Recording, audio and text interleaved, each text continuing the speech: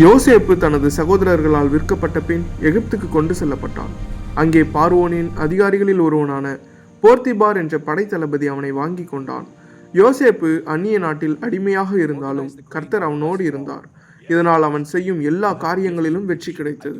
போர்த்திபார் இதை கவனித்தான். கர்த்தர் யோசேப்பை ஆசீர்வதிப்பதை பார்த்து அவனை தன் வீட்டின் மேற்பார்வையாளராக நியமித்தான். வீடு, வயல், செல்வம் எல்லாம் யோசேப்பின் பொறுப்பில் இருந்தது. யோசேப்பு விசுவாசத்துடனும் நேர்மையுடனும் வேலை செய்தான். அவன் காரணமாக போர்த்திபாரின் வீட்டை கர்த்தர் ஆசீர்வதித்தார்.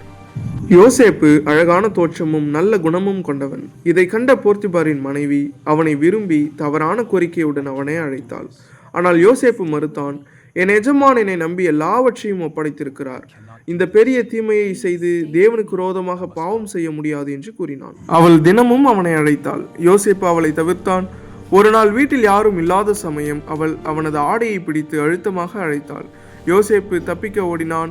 ஆனால் அவன் மேலங்கி அவள் கையில் சிக்கி கொண்டது. அவள் கோபத்தில் கூச்சலிட்டு வீட்டாரை அழைத்து, இந்த எபிரேய அடிமை என்னை அவமதிக்க வந்தான் என்று பொய்க்குற்றம் சாட்டினாள். பின்னர் அந்த ஆடையை சான்றாக வைத்து போர்த்திபாரிடம் சொல்லினாள். இதை கேட்ட போர்த்திபார் கோபமடைந்து யோசேப்பை அரசின் சிறையில் அடைக்க செய்தான். யோசேப்பு மீண்டும் அநியாயத்திற்குள்ளானான்.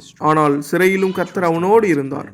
சிறை அதிகாரி அவனை நம்பி மற்ற கைதிகளை அவன் பொறுப்பில் வைத்தான். யோசேப்பு செய்யும் காரியங்கள் எல்லாம் செழித்தன. அவன் எங்கு இருந்தாலும் தேவனுடைய சமூகம் அவனுடன் இருந்தது.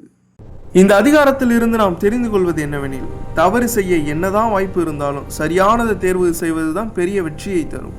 யோசேப்பு அந்த நாளில் எல்லாம் இழந்தது போல தோன்றியிருக்கலாம். ஆனால் தேவன் அவனை விடவில்லை. மனிதர்கள் கதவை மூடலாம், ஆனால் தேவன் திறக்கிற கதவை யாராலும் மூட முடியாது.